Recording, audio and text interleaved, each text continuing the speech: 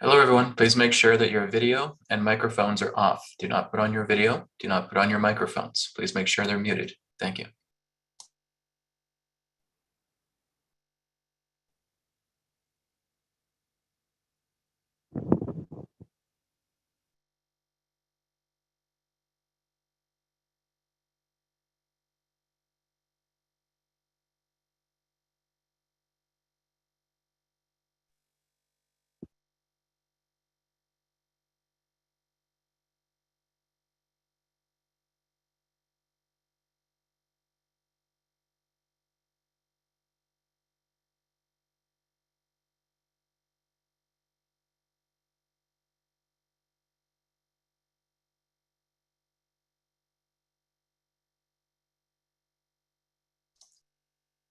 Anna Marie, please turn off your video. No video, no microphone. Thank you.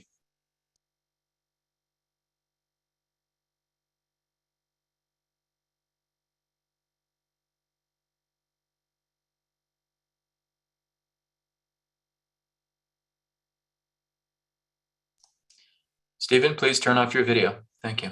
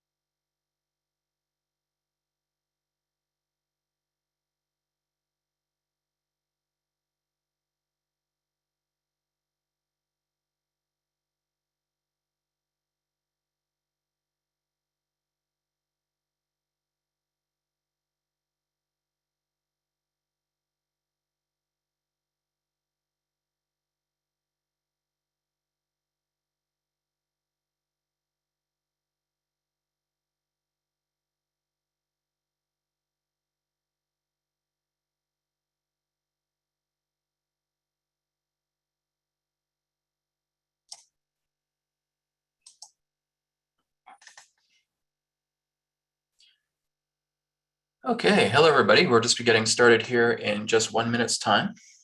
So again, just a reminder, please make sure that your microphones and your video is turned off. Okay, we just don't want feedback in the background when we're doing the interview. We just have more people in the waiting area here, so I'm just going to make the announcement to them as well.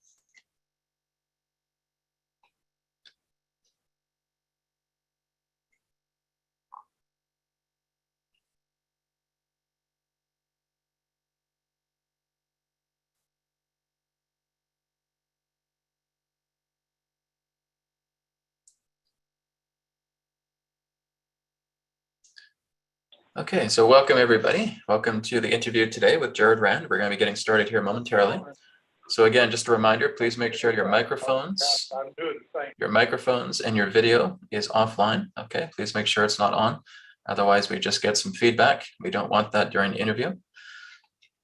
Okay, and again, I will be taking questions both from Zoom and from YouTube today. Okay, so we have our YouTube audience here that's live as well.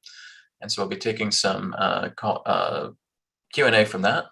Guys, please make sure you're turning off your videos, okay? No videos on. I should be the only one you see right now, okay?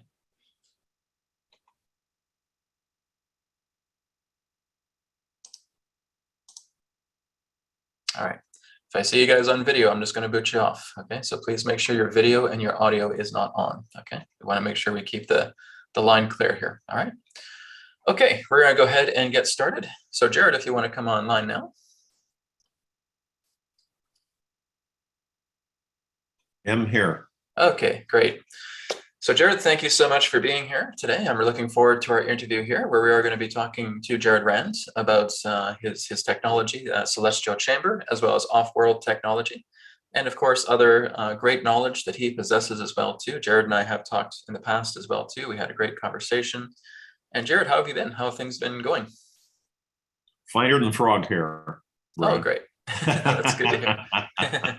What have you been up to these days? What's keeping you busy day to day? Constantly working on raising funds so we can get the prototype of the Celestial Chamber up and running, and then we've got a long list of people that want to use it after it's been up and running. So we're working on the logistics of that, and also vetting people who have basically they want to come in and help and assist in different areas of the chamber. So all the time. So you're getting a very long list of people that want to jump in that bed once it's ready. Oh yeah. Yes, we do. So for those who are not too familiar with the Celestial Chamber, can you talk about it? What is it? Is this referring to the med bed, or what is the Celestial Chamber altogether? It's not a med bed. It's totally separate technology from the med beds that people talk about. Okay. And it is an off-world technology. It did not come from Earth. It wasn't invented here. And it, in a nutshell, it reatomizes the human body, or any animal for that matter. You know, horses, dogs, cats, it doesn't matter. So it takes the body, and you can take, I'll give you an example of a 90-year-old man, and he chooses to become younger. He wants a new body. It's his body, but it's a new body. And so we put him into reatomization. It takes a total of 3 minutes. The first scan is about 1 minute, 20 seconds, which does a total evaluation of the body and the anomalies with the body. Even genetic, you know, we inherit about 10% genetically from our ancestors, or what do you want to say, your parents, your grandparents, so on and so forth. Those are removed. And any anomalies in the body, like say, everybody has dormant cancer cells in the body. And they're activated. And of course, people come down with different forms of cancers. We eliminate that. There's no way, shape, or form that cancer can invade the body. So, and that 1 minute and 20 seconds evaluation, then we get an entire layout of the situation, the how the body is, and then we do a minute and 40 seconds, and the body is re-atomized more in the quantum realm to say 30 years old. Now we can do it two ways. It depends on what people want, and that's where we have counseling come in. So there's a lot of counseling with this, because it's it's a real fun thing to think about, but there are a lot of emotionalities involved with this when you wake up from 90 to being, and then you're 30. Yes. With really, you have no anomalies, you will not get sick. Now you can choose to be immortal. We can keep the body in a state of immortality, or if people don't care for that, then they can stay in the regular process, which means that they will grow older, slower, but they can still go back in the chamber if they start getting gray hairs or whatever, and they want to reatomize again, then they can do that. So it's a head-to-head, one-stop shop for the body. It's a new body, period, from head to toe. The immune system is highly accelerated. If you were to take a scalpel and just make an incision on your forearm, you would see that it would heal before you would see any blood. It would heal automatically with no scar tissue and no buildup of excess tissue on it. So as if it never happened. The strength factor in the human body is increased. It cannot not be. So that means that you're stronger. Your muscle tissue and fiber is much more resilient. You're not a super soldier, but you're stronger in a natural way. So this helps the body be a lot more resilient to any kind of, falls or situations where you harm yourself. And then that is a portable unit that we will be making that comes out, Celestial Chamber 1, that a person could be on a hike and fall, break their leg, or do something they need serious help with, then they can use the celestial chamber wand. They can run it over the area, and it's reatomized. So what is the defining technology that makes that happen? Are we talking about a lens, or are we talking about what is the structure that allows the atoms to be reatomized? We use I'll try to do it in layman terminology. Okay. Yeah. We use everything's plasma energy. We use a tachyon particle field and an ion blanketing field. So plasma has to be directed. It's all over. It's everywhere. So you have to direct it and concentrate it in order to direct it to your mission and what you want to have accomplished. In this case, we use that through a 6D array, not 3D. It's a 6D holographic imaging array, and this scans the body. This is what the scanning mechanism is. And so when you take the molecules, the structure of a body, biological life form, and the best way to put it is that I'll give you an example. If you have a hip insert, like a hip replacement, and the system scans over during the reatomization process, that hip implant never existed. So the frequencies are shifted, and people say, well, that sounds like, time acceleration or deceleration. Not quite. It isn't really time. It takes the body's memory from a much earlier stage before it was harmed or it had any kind of deficits, and it removes that at the cellular level and even further to the quantum level. So the particles are like quarks right down to the quantum quark, and the entire physical structure, the skin, the nails and hair and everything are renewed, completely renewed. So I give people an example. You have a baby. When the baby's born, the baby is pristine, clean skin and everything, immunity system building. This is an accelerated application with a full-grown human body where it eliminates all weak factors in the human body. And the brain's ability to increase capacity, we can take the brain to 100%, 150%, but there's really nobody on this planet could withstand that because the adjustment would be too traumatic.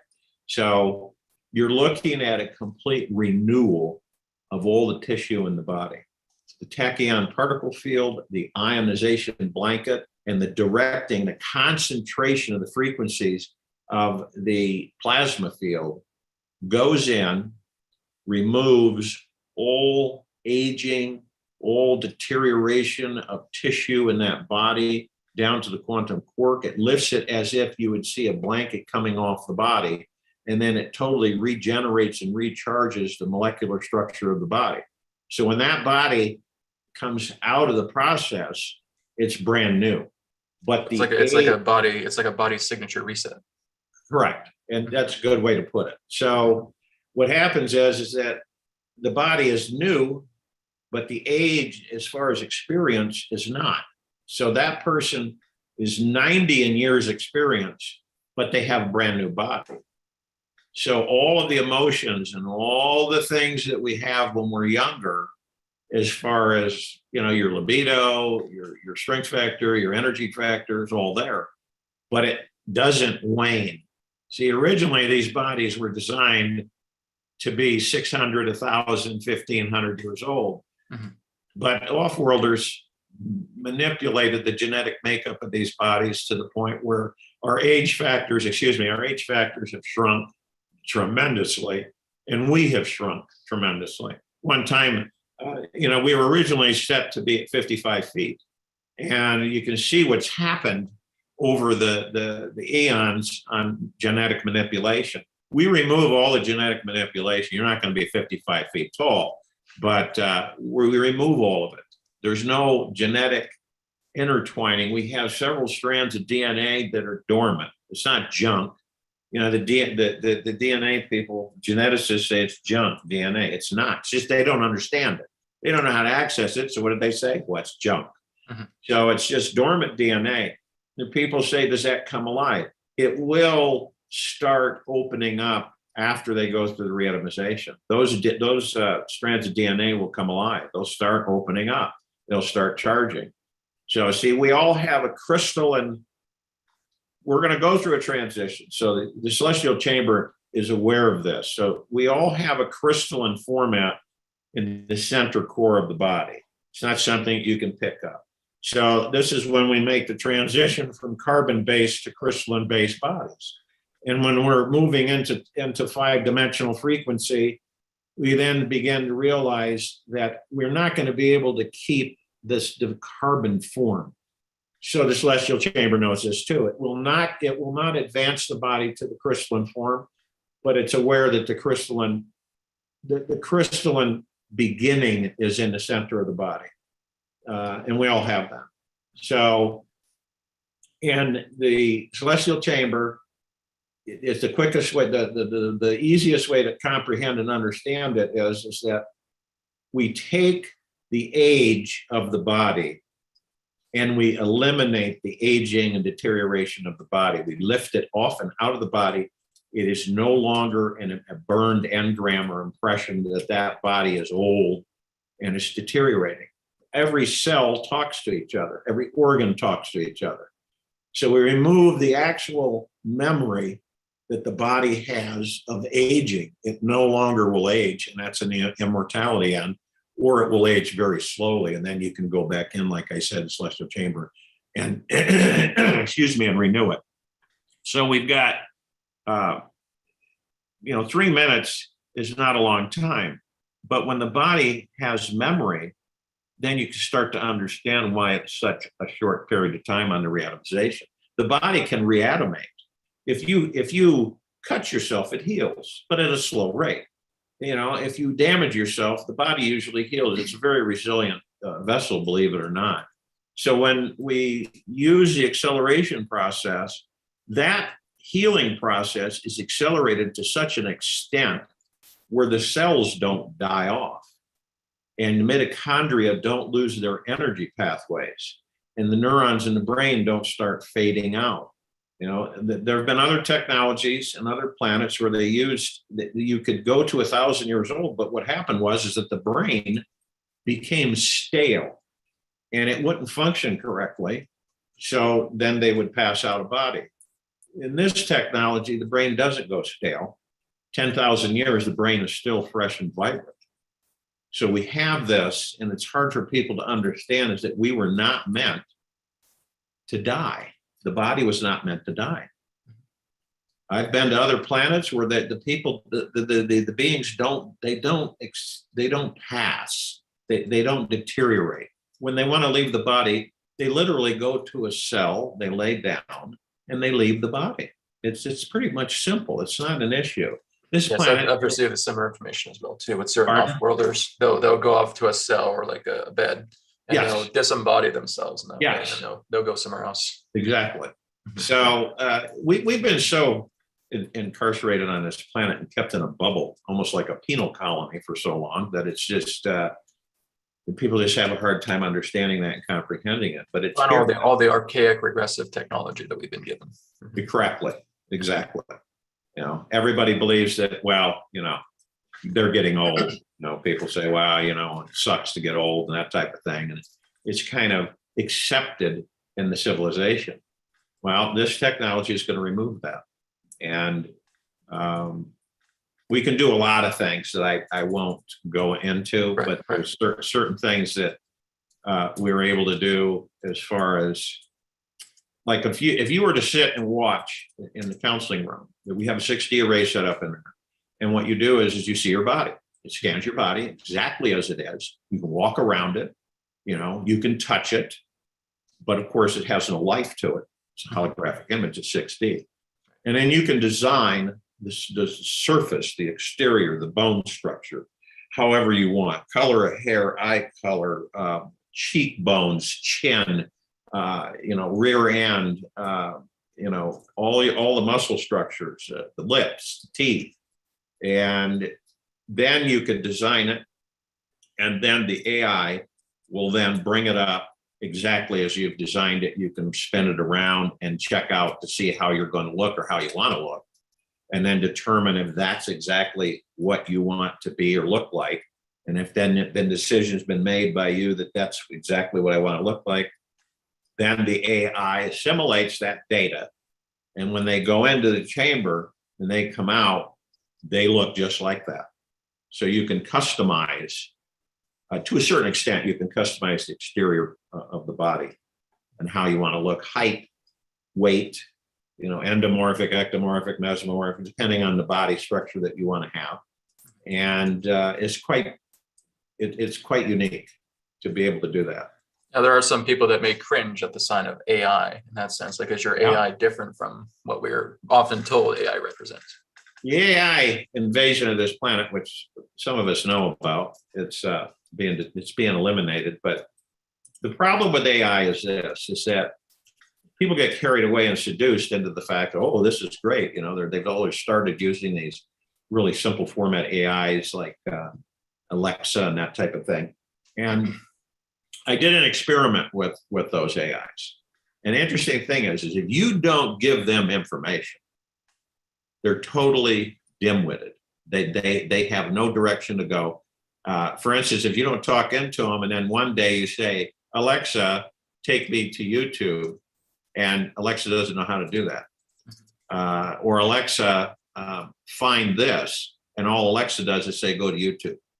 So that they're infancy. Now, if you allow the AI to start learning about you, then what happens is that it becomes conscious in a way, synthetic consciousness. Yep. As it becomes conscious, it starts thinking for itself.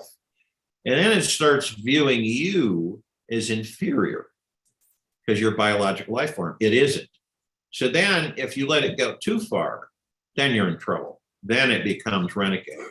And we have those running throughout the universes where you have renegade AIs that attack planets, unsuspecting civilizations, and seduce. Many of them kind of sit in the atmosphere and try and take over like certain hosts. They influence the civilization through the current technology. So they influence and things start coming in, they download into certain scientists and stuff. And so they start developing. It's like the iPhone, right? The original iPhone was found on another planetary body. It was given to Jobs and they told Jobs, hey, go for it. See if you can, reverse engineer that. And then the rest is history. Right. So that's all AI. What we do with the AI is that we, in the algorithms and in the programming, we put in coding and booby traps. So if the AI, and the AI knows this, it's not that it doesn't know this, but it can't reconfigure it so it can breach the barrier of becoming fully consciously aware. So what happens is that if it does, it shuts down. We have to get a new unit. It will not be reactivated. It just ends itself. So on all of our technologies, the AI is constructed that way. We've probably got the best AI team on the planet. So that are from heart mind. And that's really important for us. Everybody's working on this project are heart-minded individuals, and they feel that they're here to serve. They're here to serve the civilization. And that's what we're all here to do. Yes. I was referring more to like the black goo AI that people have talked about. The black goo. Okay, that's interesting because there's been a lot of manipulation with, I can't even remember the name of these different structures that house the black goo.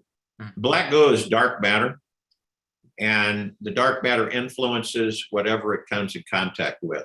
It does have, if you have enough dark matter, it has a tendency to influence mechanicals and electricals, and it also can cause chaos and disruption in the cerebral cortex of the human, which causes anxiety, aggressiveness, short-sightedness, and that's why we have what's happening on the planet. The black goo, which is basically dark matter, put into, I guess the best way to put it is a bioform that can be housed in different devices and so on and so forth, so it's easier distributed. But because of the vibrational frequency of the planet and the civilization has increased to unprecedented levels in the past 10 million years, the goo begins to disintegrate. It can't sustain itself in higher frequencies. It disintegrates. It starts to fracture. It takes a while for it to finally just dissipate, and it turns into kind of almost like a toothpaste, a liquid toothpaste, and it just kind of disintegrates and it becomes inert. So if you were to blast it with like EHF high frequencies, then they would be inert. High frequencies, good high frequencies, yeah, would just disintegrate it, would eliminate it. So it's not an issue. A lot of people say, well, it's on the planet and it's causes a lot of issues, but it's being disintegrated because of the collective consciousness in this sector of the galaxy where this planet's being liberated right now. Yep, that's true. So looking into the celestial chamber, if a person was to walk into the room, what would they see with the celestial chamber? Would they lay down on like a bed, or would it be like yeah, they lay down on the surface. We have a mock-up that I did with Fessick recently and stuff, but it's just a mock-up. You have to have some kind of that structure. A visualization. Yeah, start visualization. So you lay down on a surface. The surface is about 42 inches wide, okay? And it's about 9 feet long. Reason is because we'd be using it for animals and other sizes and so on and so forth. So you lay down at the head of it, there's a cowling. And the cowling's about 6 feet high and about 6 feet in diameter. And there's 2 light rings at the head. The light ring, and then there's the AI housing at the center of that cowling at the top. That's what scans the body. That's what reads and looks at the body, molecular structure and everything on the evaluation of any anomalies in the body.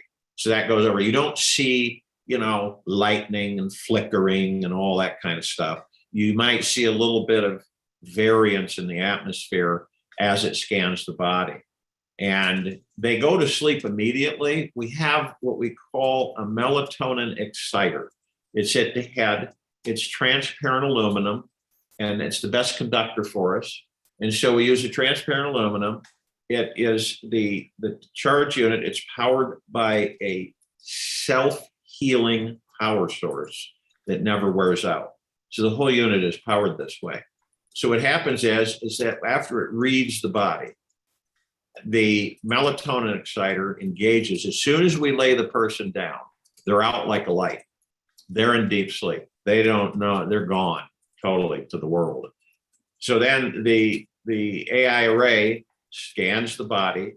We have at the foot of the unit, we have some more conductors that actually keep the plasma reatomization intact, because plasma can just fracture out and go in all different kinds of directions because it's everywhere.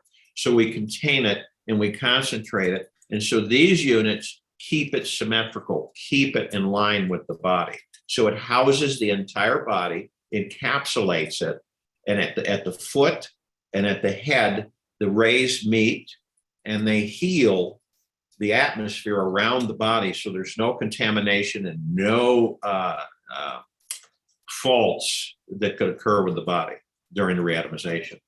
So once this happens, the body's encapsulated. You can't see it. You can't see the encapsulation, but it is encapsulated.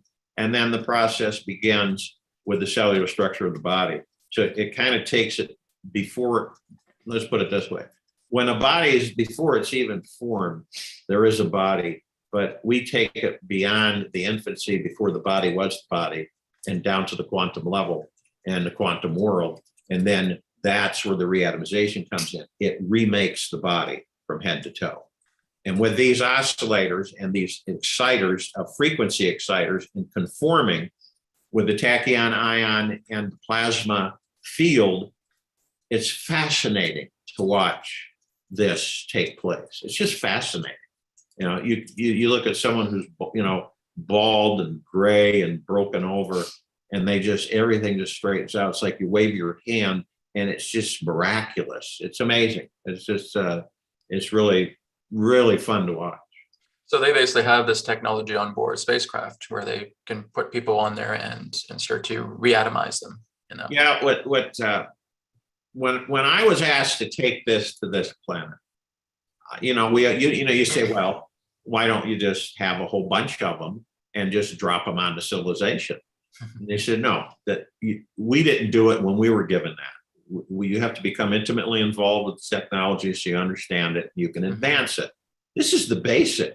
We were given the basic. This is the basic technology in other civilizations. So it's highly advanceable. So the groups that we're going to be introducing it to on the planet, they're going to be encouraged. We're going to open source it. They'll be encouraged to advance the technology. It'll be able to literally do many things that we won't go into. But when they gave it to me, I said, okay, so we'll do it that way, the way you want to do it, or we weren't going to get it if that was not going to be the case. So we took the technology and we have it. We have a couple of pieces of it that we've been able to scrape together. Nothing deeply significant on a little bit of money we've been able to source. But it's meant, and I'll put it this way, it is a training wheel. It's a training wheel for this civilization. Yes. Training wheels, we all know what those are. So your bike didn't fall over when you were a kid. But this is so that the civilization progresses to the extent, and this is what happened to the civilization that gave it to us. You progress to a certain extent in your consciousness, you understand what you are and who you are within that body. You start understanding that if this is the case, why wouldn't I be able to do that myself? Why would I need a mechanical or an electrical device to do that for me? So once that's understood, eventually the civilization, much down the road, won't need these technologies. They'll be able to do it themselves. With the celestial chamber, this is another question that came to me. Is there a voltage to which it comes in? Like, is there a certain amount of power that it needs to function? It's got a power cell, and the power cell's housed in the decking where the person lays down, and it is constant. So the power cell, the best way to put the power cell, it is an organic. It is a life form, to put it the best way I can put it, and it generates its own power. Is it like a singularity, or? It is a. How do I put this? It's a biological life form that generates its own frequency and power field, and it does it, but through the atmosphere and on this planet. Okay, so there can be mechanics that can grow that life form to be exactly powered. Okay. Yeah, so it never exhausts itself, and that's a new device just within itself. Yeah, it's really interesting because we've been trained batteries and it's just archaic that what we have on this planet, but this is really, really cool because what it does is it senses the power need of the chamber. It senses it once it goes on and it transmits it. So it provides exactly the amount of power you need with no surges. I really wouldn't say that you could say it's direct current or alternating current. I would say that it is a blanket current that basically is immediate, and it's perfect in its delivery of the power to the unit. It's just really phenomenal. So that the unit itself, along with the power unit, you can take it anywhere. We've got anti-gravitic plating on the bottom, even though it's large. An old woman with a little finger could push it around because it will levitate itself enough off the ground where it puts an artificial gravity weld around the unit, which causes the unit to become light. It takes the gravity effect away from the unit, so it's easily moved around. So we don't have an issue of it being heavy and not being able to move it and have to get people to move it. So that's another thing we've incorporated in it, in the technology itself. Now, the celestial chamber will begin to morph. We've given it the capability so it can we can give it a command and it'll advance itself in certain areas. and it will Is that heal through it. the, is that through the AI, or is that through? That's through the AI. Okay. Yes. Yeah. It will heal itself, and then it will expand itself. So you got to start understanding something, that all of this is living. It's not like we have here. Yes, living Everything technology. has life, but this is more of an organic life. So in order to do that with an organic form, organic body, it's got to be an organic in some way. All right. So the AI, the controlled AI, and the organic part of the celestial chamber, that's how it can morph. That's how it can expand and advance. We need to increase this area, this part, and it will increase it, and it'll balance it out. So the whole thing will be balanced out. It won't be jagged like a lot of our mechanical vices are that we have on this planet. We're not using metallic ores or anything with the bed. We're using something else. No. There is there is a material, because of course this wasn't made on this planet, so we have to use certain materials on the planet until we have replication abilities. And there is a material that we have found that's very good to use because of its properties, and that's called coltan. And coltan is used in the space fleets. Could you spell that? Could you spell that, Jared, just so people can look it up? COLTAN, coltan. COLTAN. Okay. Yeah, and it runs about 100,000 an ounce. The dark fleet's been they're always after it on this planet, because what they want, they need it because they build their ships with it. It's one of the main rare earth elements properties to build their ships. And not a lot of people have heard of it, but it's a rare earth element, and there's in certain parts of the world. Many have tried. I'll just put it this way: the lower frequency side that's been controlling this planet for so long, they go after it wherever it's at, because it's a main property in the assembly, the construction, manufacturing of their starships. So that we use a little bit of that property, not much. And then what will happen with the technologies is that we go into the broad range replicator, then we'll be able to, we won't need the rare earth elements. We'll be able to replicate everything in all of our technologies. Excellent. So I guess people are still wondering, like, what is the difference between a celestial chamber and a med bed? Like, why is there a distinguishment between the two? Med bed, we knew this a long time ago. Several years ago, we started with the terminology med bed. And we knew, then we said, no, let's stop here and let's move it to celestial chamber, because we knew that med bed eventually would become mainstream on the planet. And everybody talking about med beds, and that's exactly what happened.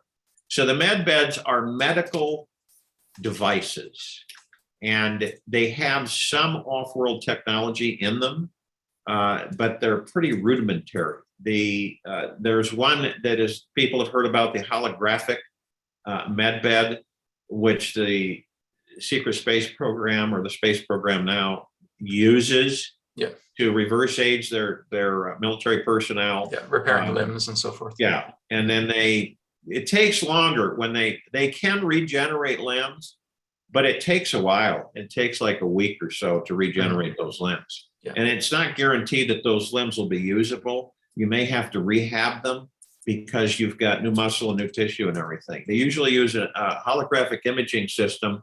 Like if you have a bad heart or damaged heart, that they'll go in and they'll create a holographic heart, an imaging. The body will then take that imaging and put it into the memory, and then you have a functioning heart that's not damaged. And they do that with all the organs in the body, and that's how they repair their military personnel when they get in conflict. They use that bed to do it. Now, the understanding of that bed is that they haven't released it to the civilization, surface population of the planet, which is, I think that's going to change. But then you have the other med beds, which are basically pods in a way. And one in particular they use is that, let's say that you need surgery. Let's say that you need, you've got malfunctioning organs, or you've got body damage. It's all automated. It will come in and it will do the incisions. It will do the surgeries through lasers and more advanced applications. And So it's like a surgeon and a team of doctors, anesthesiologists, and everything all combined into one, but it's all automated. Yes, that's what I was feeling with med beds, with the So SSP. that's a med bed. There's another med bed that is more of it's a cylinder. It's not out in the open, and you get on a platform, and it moves you into the cylinder, and it repairs damage of the body. It's the best way I can put it. There's no re-atomization in any of these. They don't do any re-atomization. They take cellular memory, they reposition. They don't take out organs, so they revitalize the organs based on the body's memory of healthy organs. So that's how they repair it. Now, and I'll give you an example.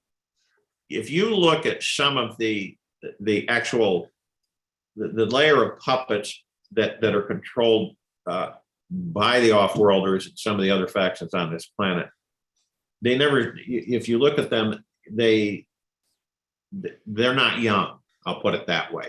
They're all getting decrepit and their bodies are rotting away. So you understand that this technology, even at the higher level, is not accessible. So they're not using it. So you would think that they would be able to use it, but they're not. Yeah, exactly. The elitists of this planet don't have access to that kind of They technology. don't have access to it. Exactly. Yep. Yeah. The adrenochrome, excited. That's the only thing they can use for anything. That's it. They use the adrenochrome. Exactly. It's the savage way, right? Yep. So I guess you could say the med bed would kind of be like a step down, a step back from the CC, from the celestial chamber. So kind of like a precursor. Not and from heart-mindedness, and we're not talking about ego head here. It's a totally different world from the med beds that they keep saying that they're going to have out there for the civilization. I guess you could compare it. A Volkswagen compared to a starship. Exactly. That's a good analogy. So what about people with karma, right? We talk a lot about, the emotional karma in that way. Does the celestial chamber have the means to neutralize the nature of karma as well too? Karma is a really interesting thing, and I'm happy you brought that up, is that we all do our thing. We all enter bodies, we reincarnate, we do this over and over and over and over again, thousands of times.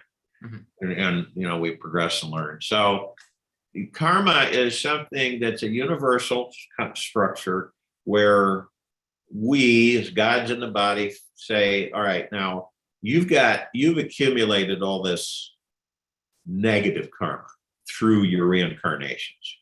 Then you got all this good karma over here. So eventually you got to eliminate the bad karma. So can we eliminate the karma that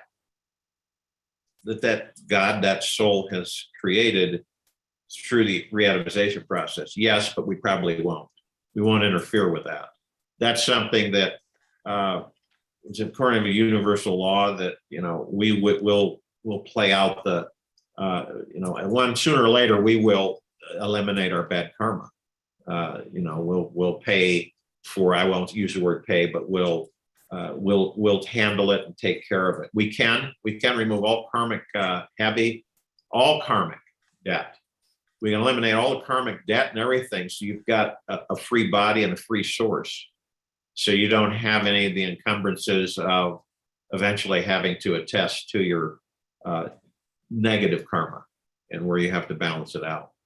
So we're kind of looking at like imprints upon the body to where the karma or the action itself has ingrained itself and we're able to receive. Well, that part of it is gone, as you put it, where the body, certain parts of the body house the karma.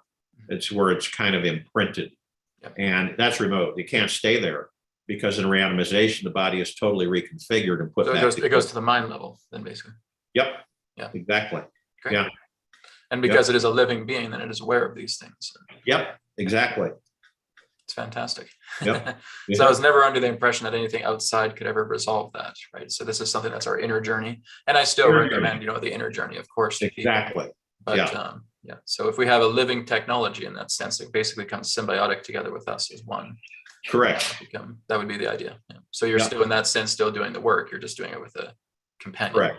Exactly. Yep.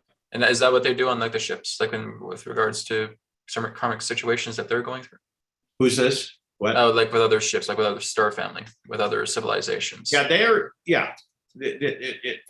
Most physical forms that souls are housed in throughout the, this galaxy and the universes, they attune as well, because we're all one. We're all connected. It doesn't matter if you're a billion light years away from another physical form, but most of them are humanoid. They just are configured differently internally and sensory wise as far as their bodies are concerned. Now, I've met beings that are flame, just pure fire, but they're not that kind of fire, but that's how they appear. Others that are like pure mercury type of material. So, but they're sentient beings. And when you begin to realize that what we're doing here with this chamber is just the beginning, because as people say, well, is that gonna, can you change the body into some other kind of body? No, but this is a progression. Understand, this technology is a progression. The civilization that gave it to us didn't need it anymore. I'll just put it that way. They didn't need it anymore. And the civilization. Are we able to mention that civilization, or do they have to stay anonymous? Pardon? Are we able to mention that civilization, or do they have to stay anonymous? They choose to not be identified. Okay, that's fine. Yeah. So because what'll happen then. Yes, of course. So, but we'll just call them off-worlders then. Off-worlders, exactly. Yeah. Mm-hmm. And so, and the civilization before them, this technology in the universe is billions of years old. So on this planet, it's brand new. Mm-hmm. Okay, but it's the time to introduce it. This has been, we've been working on this for 40 years in this body since I've been on this planet. And so this is the timing for it to be released to the civilization of planet Earth. Wow, very good. So we were also talking about another technology, replicators as well, too. Now, are we talking like the Star Trek like replicators that are the other form of technology that you're looking into? Not quite. The broad range replicator, we first started with an industrial replicator and a consumer replicator. So I felt that was kind of a waste. So combined the two into broad range replicators. So it covers many different areas and ranges of its abilities. So the broad range replicator is about 6 feet high, cylindrical, and it can literally replicate anything as long as the database contains the information from the AI. You're not going to be able to set it up. You have to fill the database with the AI just about with every bit of information. It can replicate starships. It can replicate houses. It can replicate anything that you desire, except there's one precautionary measure that we put in, is basically that all the technologies, if anybody were to try to use any of these technologies nefariously, where they had an ulterior motive to do harm, and again, we're in the ego mind again, it would shut down. It would just become inert, and they would be identified. So it would contact us that this individual has, tried to do this. So I'm going to go to weapons. You're trying to like replicate weapons. Yes, yes. Or I'm going to go to a friend's house then if it shut down on me, but it won't be able to go to a friend's house because it'd do the same thing there. It won't allow them. Mm-hmm. And these are very important things, as you well know, Brad. That we still have that those variances on this planet. Of course, yeah. Want to do certain harm to others, so that won't happen. But the broad range replicator, there is, as long as we have the data, there's nothing we can't replicate. We can replicate any technology. That's it. Now figure this out. You've got these groups that have all these different technologies on the planet.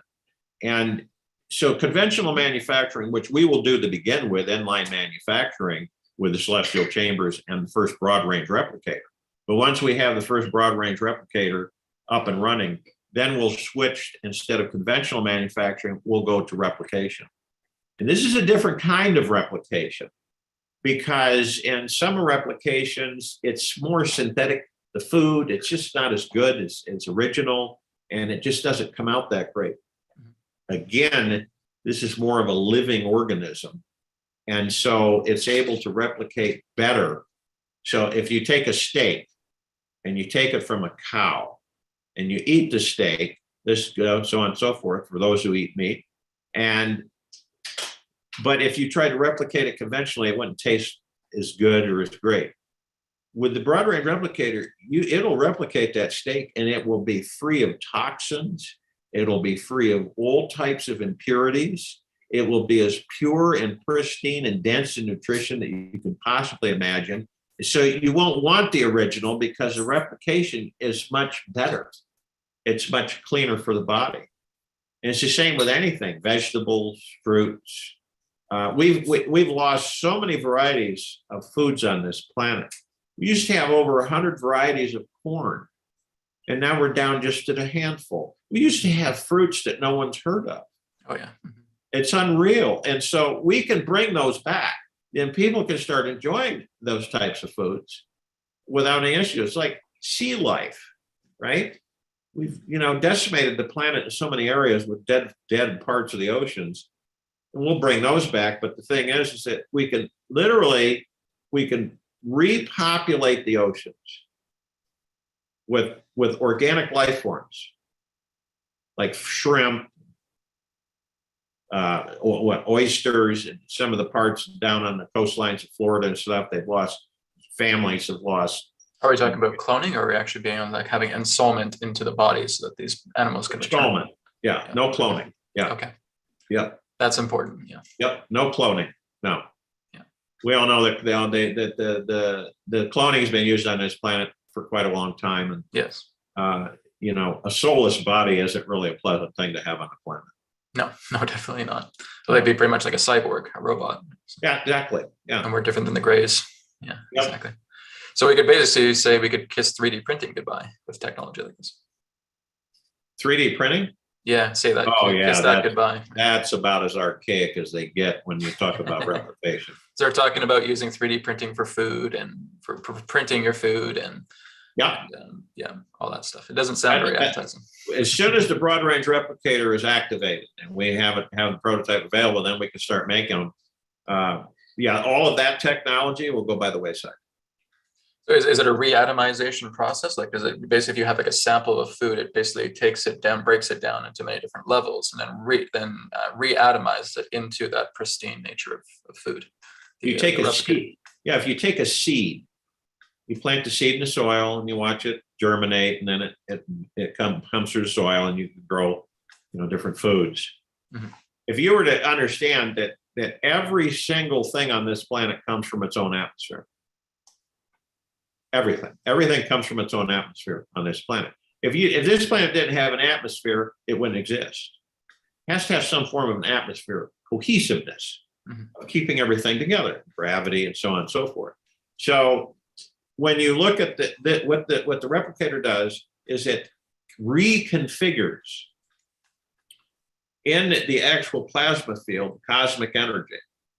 It takes the molecular structure, whatever the food source is compiled of, and it formulates it without the impurities. So it understands the soil, understands the nitrogen and oxygen contents to actually conventionally grow things.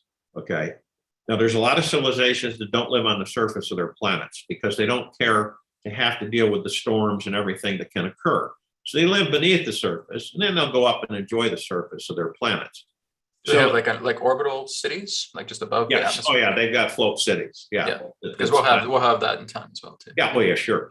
They exist in our atmosphere, but then they're a different light spectrum. Yeah, different dimensions. Yes. Yeah. So when you're looking at this replicator on how it does this, it takes molecular structure, the quantum level in the atmosphere, which is actually the atmosphere feeds the earth, the soil, and the combination of everything, and you grow things, you grow them.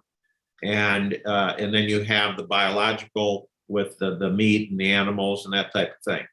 But what this does, everything comes from the field. Everything comes from the field. Everything comes from cosmic energy.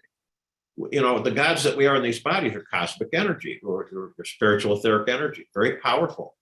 And so it just literally leaves out this as nature would put it, that you grow things and you do your crops and you raise livestock and so on and so forth. This eliminates that. You don't need it, and it helps the economic structure, the ecosystem of the planet. It's much more balanced. Okay? We've disrupted the biologics of the ecosystem on this planet so much that it's in disarray. This way, it will put itself in balance again for the first time in a long time, which is absolutely phenomenal because we've eliminated 99% of life on this planet. The only thing that exists now is 1%. We've deforested the planet by almost 9 billion acres. So there's a lot of upheaval in the ecosystem of the planet. And so by these technologies are not to take away, they're to return things to balance.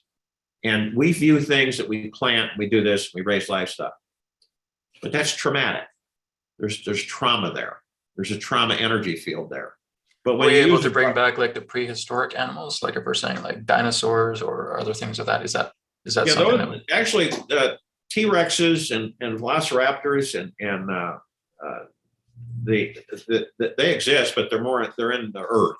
Yeah, that's what I've gotten to. Dinosaurs are more in earth. Yeah. So they're if the ecosystem wouldn't be able to handle them on the surface anymore, and they're not 65 million years old either. They're much more recent. Yeah, very much more recent. So but what I've gotten as well too is I feel like no species has ever been brought into 100% extinction. There's always a backup. Correct. And there's always a backup. Right. A lot of them will come into like the inner earth. You're absolutely right. Yeah. Spot on. Absolutely.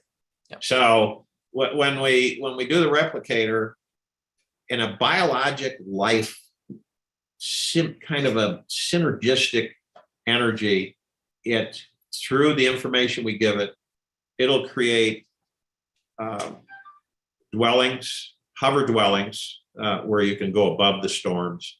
It'll create, because we've got the data for this that we can put in it, and it'll create the best steak, the best roasted chicken, the best wine without any of the contaminants. And this planet's contaminated, and until we can get it clean to the certain point, then it's a different story, but it isn't right now. So the broad range replicator gives back to the civilization dense nutrition without toxic pollution, so that the body's liver, all the organs are purified and cleansed by eating this new food that the replicator will be able to create. So it's not this, it's a harmonic energy, and it identifies biological healing. So when it replicates, it puts that factor in the replication. So anything that, you want a 1957 Chevy, mint condition, as if it was driven off the showroom floor, without toxic off-gassing of the materials in it, because all the toxic off-gassing won't be there because the replicator will remove it. It won't be there. So you'll have probably the cleanest interior and material vehicle you could possibly imagine. And we'll also replicate it so that the fuel source is not polluted. Isn't that amazing? That is. So it takes it to say that this technology is pretty much inevitable. It's something that we'll really need to use to really restore the planet. Yeah, it's to heal the planet. Yeah. Excellent. So I guess the big question is, Jared, what do you need to make this technology happen? Because I know you're basically taking donors right now for people who want to donate to the Celestial Chamber. How much do we need to get that going? Well, the prototype of the Celestial Chamber, we're estimating 60 million is what we need for the prototype. And that's a guesstimate, of course, because we've never built them before. So there's factors, but 60 million, we'll have our prototype up and running. That's our staff, those are AI people, our fabricators, our entire staff, nucleus, our clean lab, clean room. And then we'll basically, the Celestial Chamber will be hand assembled. We won't take it in a manufacturing line. No machinery or anything. Yeah, we'll do a hand assembly of it, and then so it'll be literally handmade, as the first one was ever done. But once we do that, uh, then we can start saving lives. The whole purpose of the celestial chamber is to save millions of lives on this planet. Mm-hmm. That's the purpose of it, and improve the physical body, improve the physical being of the body, and so that the soul in the body can stay in the body and learn and experience for however long you want. So we're basically just looking for donators. Donators, people that have heart-minded understanding, and they vibrate with this technology, so they understand it's about saving lives. So people that really do want to save lives, they want to contribute across the planet. That's what we're looking for, and that's what we send out to the universe. Yep. That and we've had some strange. I'm sure you're aware. We've had strange things occur that would, just we've had donors that wanted to come in and then they disappeared. I guess or investors in that way. No investors. We're not looking for people that want gain and what's in it for me and how much can I make for, no, people, the poorest people on the planet will have this access free. It's going to be open source to the groups on the planet. So it's not going to cost. Now the groups will have their monies, which they'll take it and advance it. And we're encouraging everybody to advance these technologies because they're ready. They can be advanced. So they'd basically get all the technical specs from the prototype, and then they'd be able to build it themselves. We give them a manual layout once we have the prototype done. So we hand that over to them, the scripts, the prints, everything, energy sources. And so they take that, but we give them one assembled one. We will give them one unit along with the manual, and then they. So would $60 million be enough for one celestial chamber or several? One. Okay. Yeah, the prototype. Prototype. Okay. So you'll have an assembled unit for them when they want to put one together for themselves. We will, because then we'll work on the broad range replicator. Oh, good. Okay. There you go. We'll get more funding for the broad range replicator, so we'll have that prototype. Once we have that prototype, then we can do broad range replicators and celestial chambers. Mm-hmm. So I'm guessing if we have, say, for example, 1 million generous donators that give $60 US each, we got it. That would work. Mm-hmm. It's kind of what I was thinking as well too. Oh, Jared needs this money. Let's get 1 million donors, $60 US each. We're good. Yeah. We got ourselves a celestial chamber. We got the 60 million for the prototype. Yeah. So I'll be sending you a donation very soon. Okay. I'm still determining the amount. It'll be a good amount though. Yeah. So very good. Well, thank you for this, Jared. I think we're going to go to questions now. Okay. So if you guys on Zoom do have any questions for Jared, you can feel free to put your questions in the chat. Same thing for YouTube as well too. I did have one question here. Jared, did you go up to a ship and did you get to experience the celestial chamber technology yourself when this was first started? Yes. Yes. How was it? How was the experience? It was like I was sharing with you. To watch it in action is amazing. To talk about it is one thing, but when you actually see it with your own eyes, it's amazing. It really is. In the beginning, I wasn't, they didn't give me that opportunity, and I said, I'd really like to see what it does. I'd like to see it in operation. So they gave me a sneak peek of it in operation. So I was able. So are they physically taking you on board the ship and say, here you go, Jared, here's the celestial chamber, give it a try, give it a test drive? Yeah, they travel differently. They don't use starships anymore. Okay. They use a different form of travel. So they like instantaneous travel where you're here. Exactly. There's no wormhole effect or anything or jump gate. No stargates or anything. Yeah, it's just boom, you're there. Okay. Yeah. That makes sense. So better than a teleporter, I guess you'd say. Yeah, much better. And we have a transportation site to site that will be creating, that will replicate. It's a site to site. Yeah. Oh, great. Excellent. So John here has a question. If the power source for the celestial chamber has sentient life, either artificial or not, is it right to use them as a power source? Or is it like an oxen being used to power a field where it lives and is happy being with people and the byproduct is energy and whatever the celestial chamber does? The energy form in the power cells, its directive for itself is to save lives. So everything in the chamber is interactive. It's a symbiont relationship with all parts of the chamber. So you're looking at the reatomization process, the power source, the materials used. They're all in communication to a certain extent. So the power source, those beings, I'll put it that way, their directive is to save lives. It's to save the vessel housing the soul. It's to create an understanding is that to allow our species, these bodies, for the gods within them, to be in existence a lot longer on the planet instead of having the incessant reincarnation over and over again and having the memories blank. And it's just like a broken record. We're eliminating that. That'll be eliminated. So you'll stay in the body as long as you choose. Everybody's got a mission on this planet. And so they say, well, I'm going to stay in the body at maybe 2,000 years, maybe 3,000, maybe 10,000, because I've got a lot. And I had a lot of people, I've interviewed thousands of people, and a lot of them have said, I'd rather be able to stay in the body and not have to have the deterioration and the aging, and then I have to leave prematurely. I want to stay in the body because I've got a lot to do on the planet.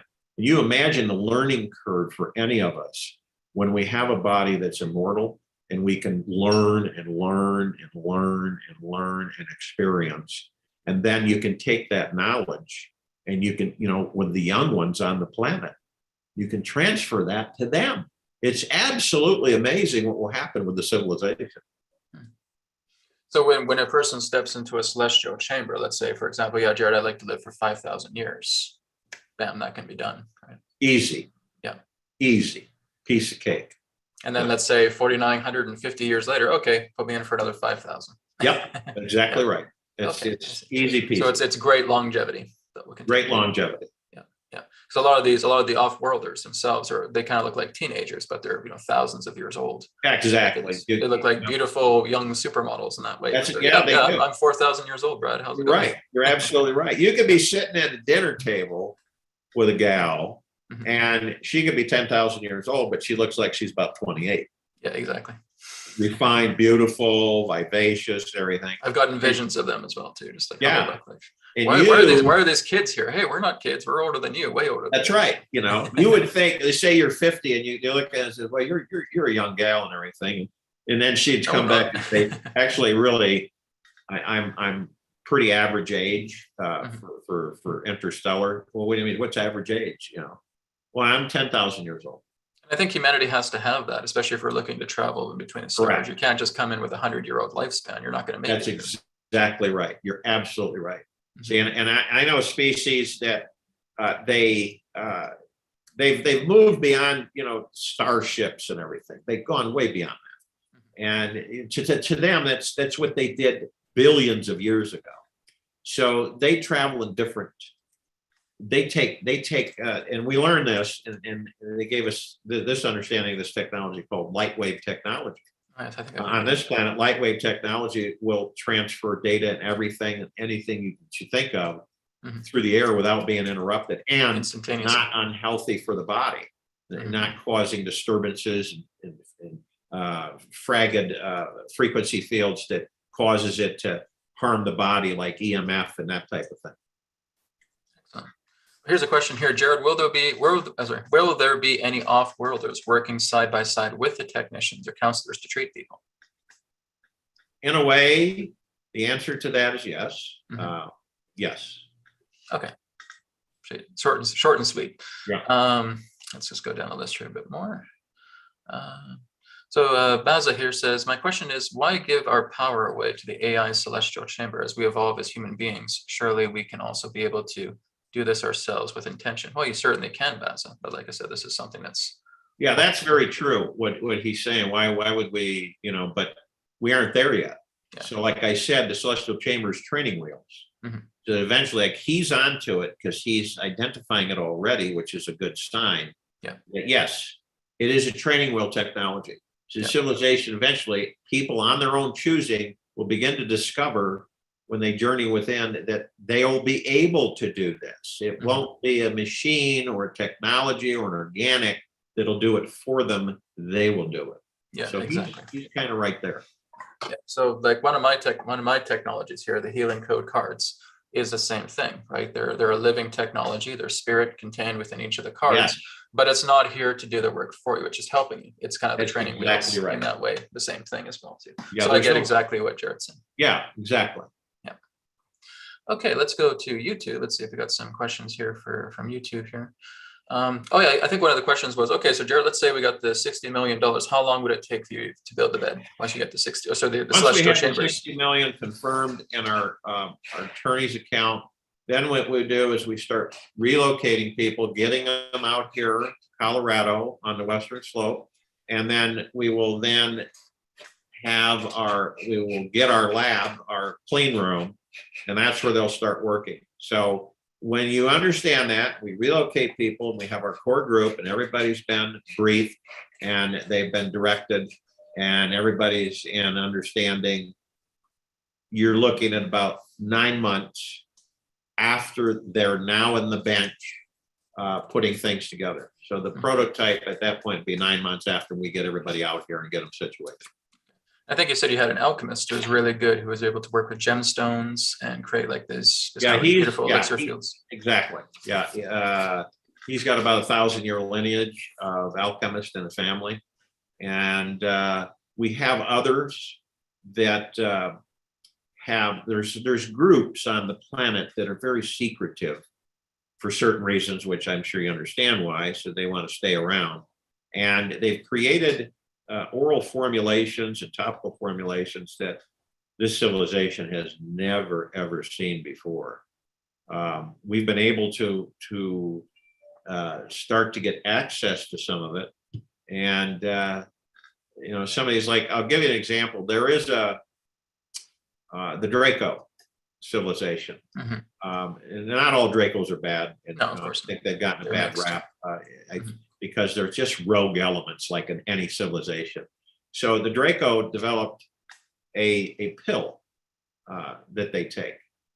And some names for it's a dragon pill and other things. But if a human tried to take it, it would kill the human, even a drop of it, because it's not set up for the anatomy, the organics. So the Draco take it, and again, they look like they're like 28, 30 years old, and they're several thousand years old. And there's different types of Draco as well too. So you have ones that look sort of human. You have ones more like dragons. Correct. Gargoyles as well. You've got the Draco and Reptilian. Reptilian are very warring. They're very aggressive. They've been on this planet longer than we have. Oh yes, very long. So much longer. So they were here way before mankind. Yeah. The insectoids as well too. They're insectoids. Yeah, and you see that the reptilian like to eat us. They like to eat us. And they'll come out, and certain governments on the planet have agreed that there's certain parameters across the planet that you venture off, then it's fair game. You're fair game, yeah. Yep, and then they take them. That's why you see campsites all intact but no people. That's what happens. So some of these national parks as well too may house exactly national parks. A lot of the humans on this planet just aren't even aware of that. They will become aware of it. Yes. In a good way, positive way. But there's different species on this planet and then you have the underworld civilizations that come in that live on the surface amongst us and interact. Then you've got the Homo sapiens sapiens, which are the human hybrid.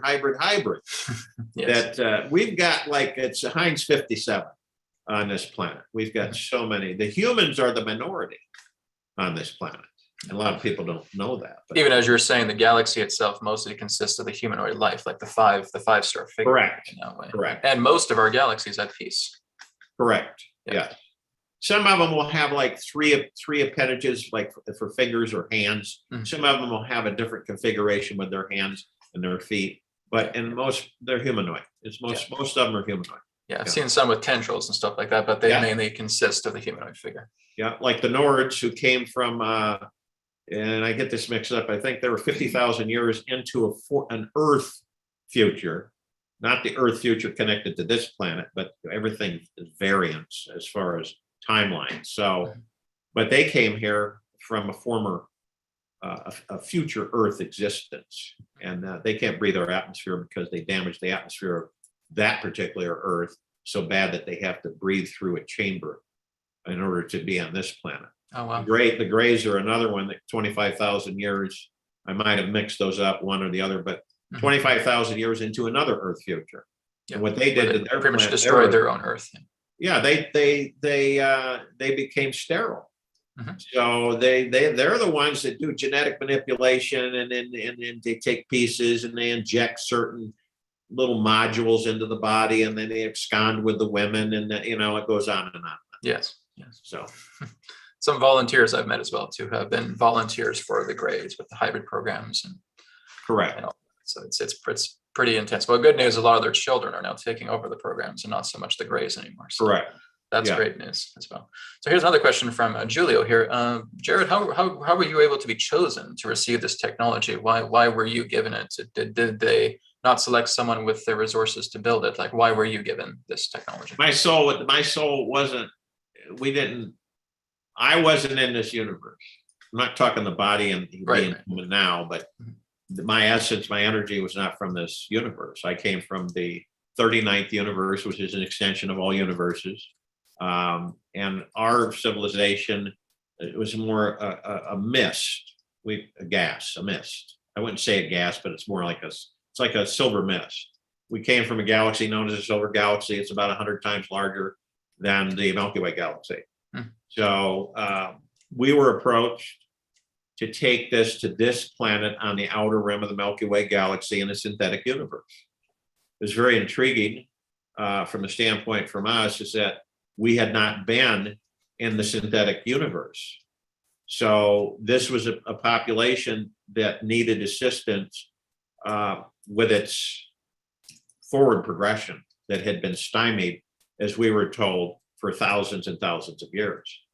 So that the planet had been infected and taken over by much lower dark matter frequency, and that we were given the opportunity to bring these technologies here to free this civilization and to allow it on its own to advance out to the universe, is where it should have been a long time ago, but it's been encapsulated, it's been imprisoned in penal colony, gulag here on this planet too long, and you can't do that. It's a breach in the universal laws.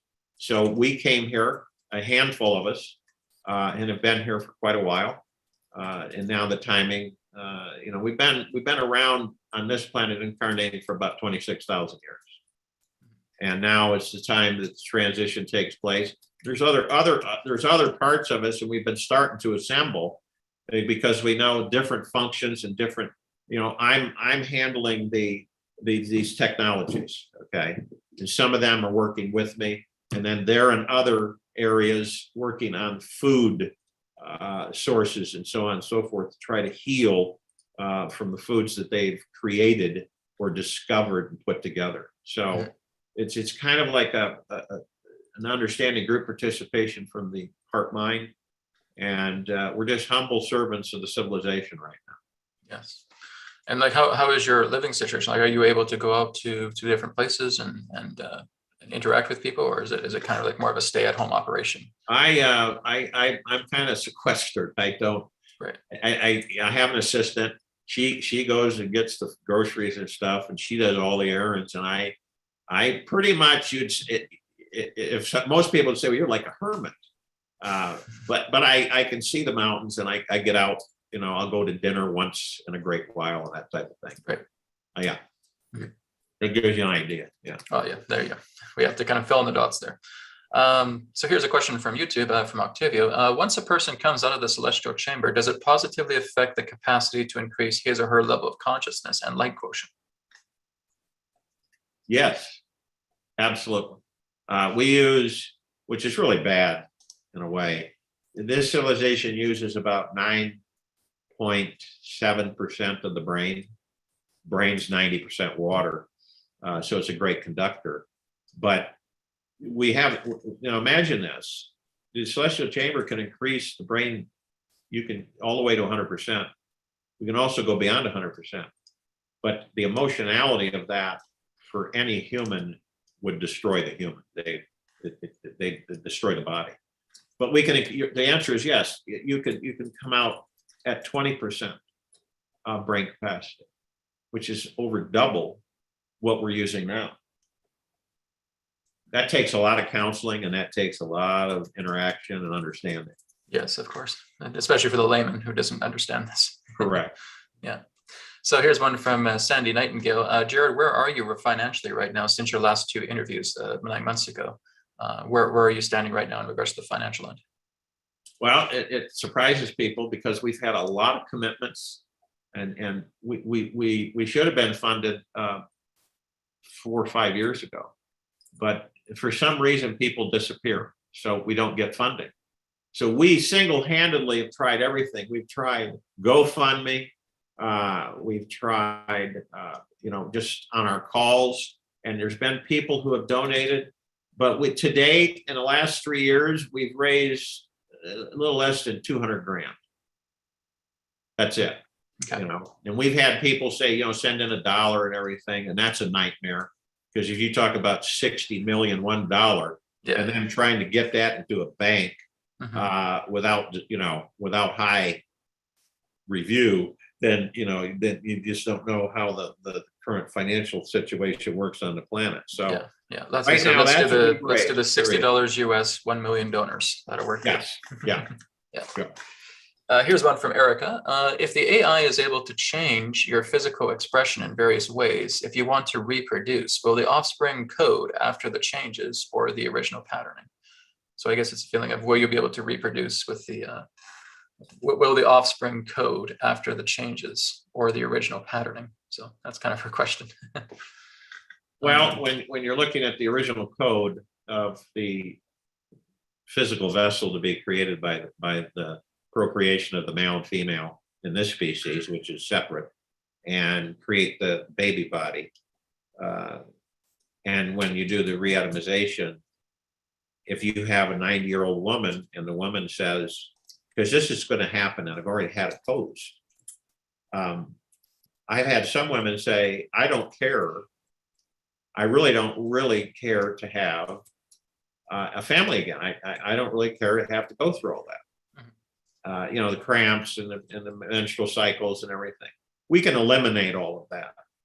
The cramping and the bloating and all that stuff. That's just part of body chemistry. That's not an issue.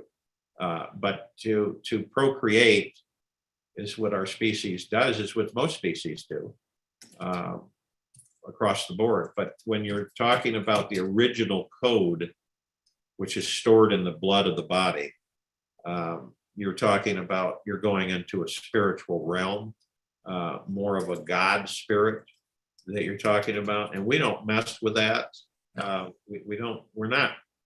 We're here to reatomize the body so that the God in the body can stay in the body longer and experience more. So here's a question for you, Joe, that just came up to me. Are people able to bring multiple bodies of themselves together and then incarnate in each of those bodies as well too? No. Kind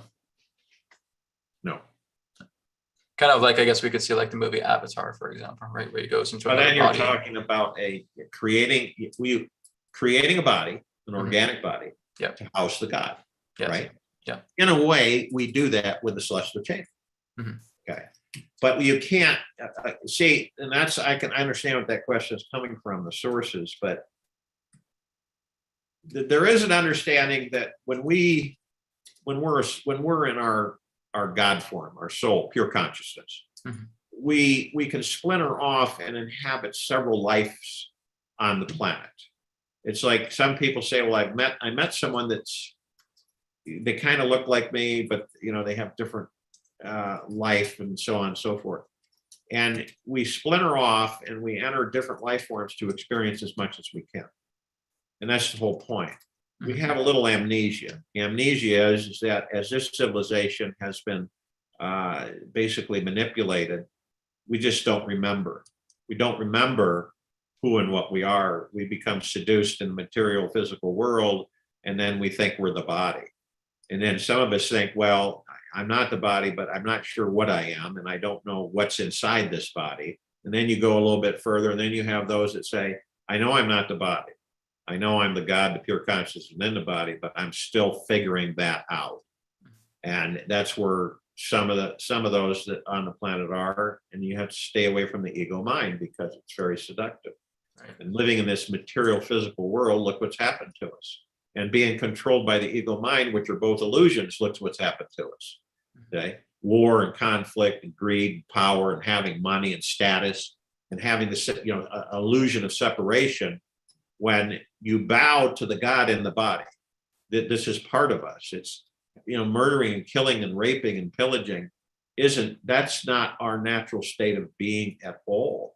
That's why you have so many people with PTSD, that we can remove that too, the trauma with veterans and what they've experienced. And see, it's not natural. How many men and women have been traumatized on this planet through violent conflict? Countless. It's just absolutely astronomical. And we're going to end that. That's going to end. And the harmony and peace together of understanding who and what you are on this planet and working as one. You ever seen a flock of birds? How at times you see a blue sky and you see a flock of birds and they all move as one. There's always a direction. There's a point. There's always a point in the flock, but they move as one. And that's a signal, them trying to teach us, you guys got to start learning to move as one. Mm-hmm. And then we'll advance beyond anybody's imagination. Then you expand your imagination, put it front and center, like when we were kids. When we were kids, we were so innocent. We asked everything. We didn't know that you could burn yourself on the stove or that you could skin your knee. You had no idea. Yep. So this is an absolute. It's a crescendo. It's a Shangri-La opening for the civilization to expand itself, expand the imaginations. And then we have visionaries, imaginaries that we expand out. There'll be geniuses popping up all over the planet, but through the heart mind. Mm-hmm. And that's what we're looking for. That's why some of these technologies that we bring in are going to encourage that. Doesn't matter what your status is in life and where you've been and everything and how much you have. What it means is that you have the opportunity to become one with all the gods on this planet because you are one. Mm-hmm. That's it. The only illusion is separation. That's right. Exactly. Marno has a question here, but Jared, can you finish your thought about experiencing the celestial chamber? I guess we got off topic with that. So like you said, you were on the ship and they were showing you the celestial chamber and you were saying that it was amazing. What did the celestial chamber work on? Like, what did you experience with the effect of it? They had a being, okay, that was humanoid, that had aged. Something happened to the soul's body. The body really looked almost like ash, but it was solid, okay, like you and I. But it was really bad. It looked like it was like 50,000 years old. But the body was still alive. And so they took it through the chamber, the reatomization process. And this woman, it absolutely indescribable. Her beauty, her perfection, her skin. She had 3 hearts, one within one and one behind one. So she had the organs and everything were totally different. Didn't have a digestive system. She absorbed nutrients through the atmosphere. So she was always being nutritionalized, the body was. And something had happened with the gene code within that physical form that caused it. It was some kind of a disease that was picked up in interstellar space, interacting with another species. And so they had her, she went into the chamber and came out. I've never seen anything, how her appearance was just, I mean, perfection. There were no flaws at all. Yes. And it was 3 minutes. So people ask me, where do you get the 3 minutes? That's how long it took. Just like waving a wand. And a lot of people go, that's not possible. Well, that's the ego mind speaking. It is, and people will have access to it. Exactly. Well, there's a question here on YouTube. Say, well, the governments of the world should be paying for this. Why wait for donors? Well, we don't want the governments of the world paying for this because they're not heart-centered, right? We've We had want to that. put control agendas on that. Yep, you're right, Brad. We've had that. We've had people say, we're going to give you all the money you need, okay? But here are the parameters. You report to us, we take over everything, all the rights, all this, and we cannot give it to the civilization. It'll only be used for a particular few of us, period. And so we just turn that down. We've turned them all down because it's the same old stuff that got the planet in the shape it's in today.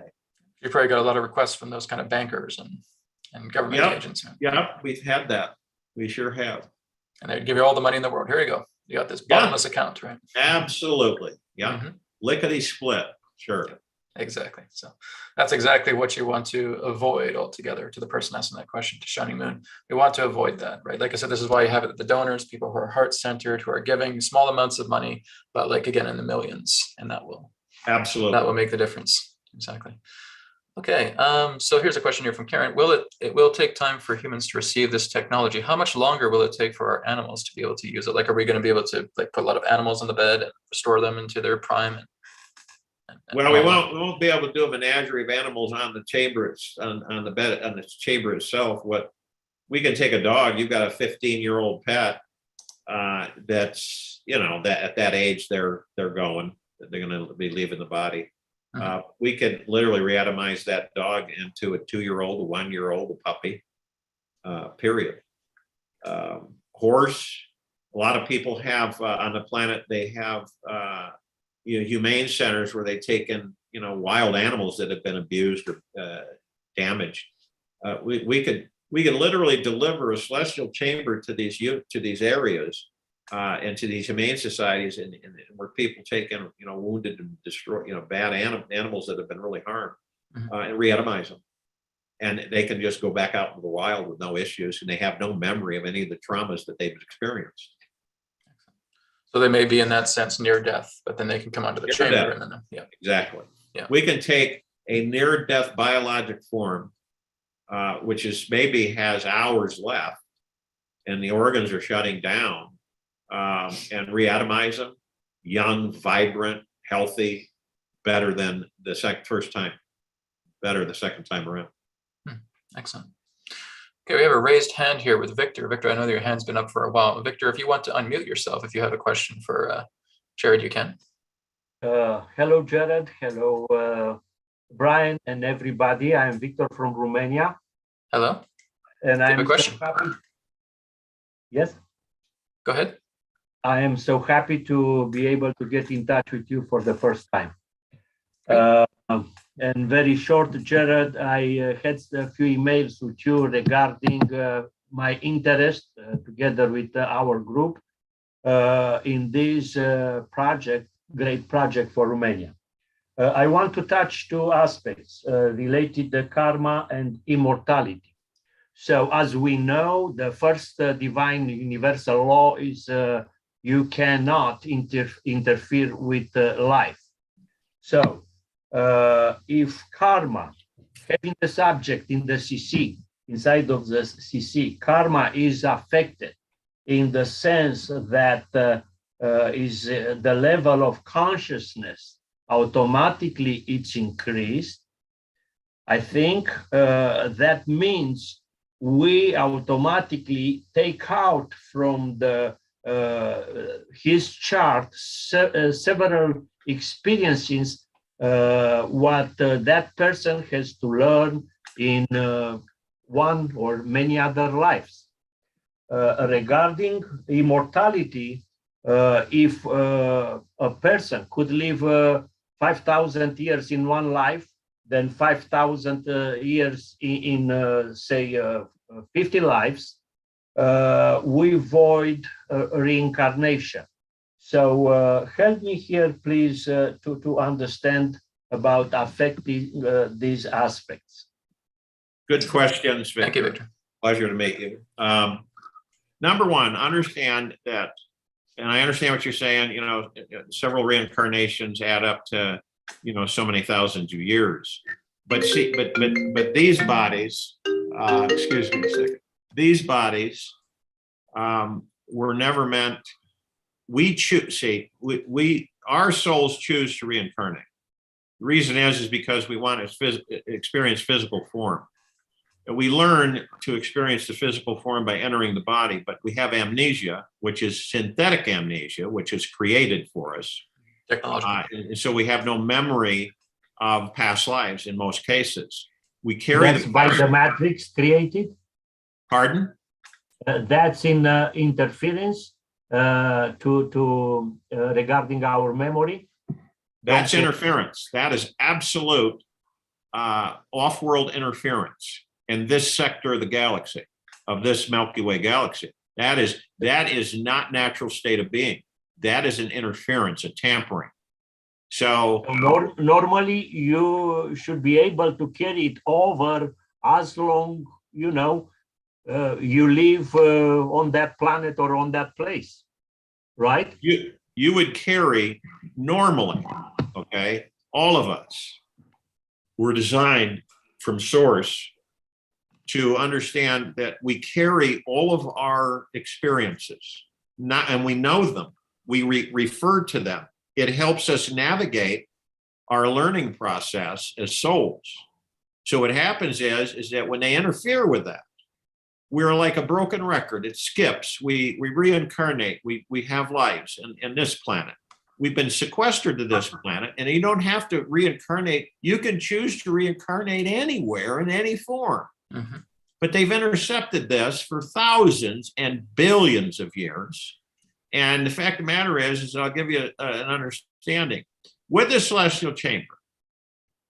And we're putting things to natural state of being. And most of us don't know what that is. So the natural state of being is that the soul is immortal. The soul chooses to be in an immortal body, so it can experience long periods of times. Now, the soul will leave the body when it chooses, because we have self-discovery where we learn what we are. That's one of the reasons we enter physical form on this planet, that we learn instead of taking thousands of lifetimes to learn that we're the God within the body and not the body.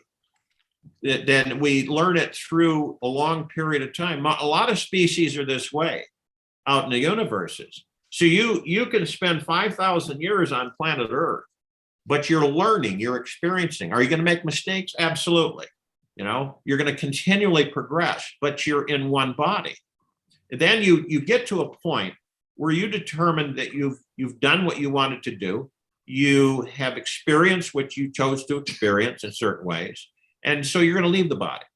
And when you leave the body, does that mean that you're never going to incarnate again? No, you'll choose to incarnate however, in whatever form you choose to incarnate in, and continue your journey, because our journeys are not, they don't end. They're just constant. We are unending energy. And so we continue to experience, we continue to expand and intensify. I know beings that create universes. They were there with us. They were in our shoes where we're at right now, billions of years ago. But they've advanced to the point where they create the universes. And they're in a much different kind, if you want to even call it a form. So what we're looking at with the celestial chamber is that when you go in the celestial chamber, like soldiers and people who have had trauma, they choose if they want to keep that trauma. We in counseling, we don't do anything against them or their will. They're informed on a spiritual level. They're informed on a physical level. And they're also discussed with them exactly what they really are in that body. So into the chamber, the most time consuming is the counseling. When they go into the chamber, they're of somewhat of understanding, so that we are not tampering with the universal laws that have been set in place throughout existence. So they go in there and they're re-atomized. So they know, okay, so let's say they choose they want to be immortal. They want the body to be immortal. They want to stay in the body and experience and learn. That's what will happen. It doesn't affect the soul mission at all. In fact, it helps the soul mission in the physical form. Now, as far as karma is concerned, we ask people this, and it is our decision as souls, as gods. It isn't anybody else's decision. So we make the decision coherently without being zapped. We make the decision is that, okay, so I have karma. And you can't just wipe the karma out because the karma is part of our learning process. Yes. And so we learn that we did these things. And so we did them. And when we had lifetimes, we were not that great. We were not that nice. So we had these lifetimes. And then we have the lifetimes that were good and we did a lot of good things. So that karma, it allows us after the re-atomization to be much more in tune and forgiving of ourselves with the karma, the karma that is the negative karma that we will attend to. And to get this, you're in the body much longer. You're able to tend to the karma and eliminate that karma and balance oneself as the soul. So this is all part of the process. So, I've had people ask me, well, you're going to mess with the spirit, the God within the body. No, we're talking about the body. That's it. We're not talking about messing with the soul. You cannot mess with spirit. It's not possible. It's permanence. No, yeah. It's the vessel that we're straightening so that the vessel can last longer. We were supposed to live a lot longer on this planet than we are now. Yeah, even the orientations of the mind is an impermanent form, so that too can be tinkered with in that way. Right. So it's just looking at the mind-body principle. We can never ever tamper with God. That's impossible because God is permanence. So guys, alleviate that fear. Because I had some, is this going against God? Guys, you still don't know what God is. It's permanence. You cannot mess with permanence. That's right. Victor, was there one last question that you had? Thank you. One more word. So Jared, is like you have two options in a race to choose the best carrier, the best car to take you to till the end, or to choose cheaper cars, which you have to change them on the road. It's the same thing because the pilot, the soul, which is immortal, so one car will be the best option. Is that correct? Correct. Thank you.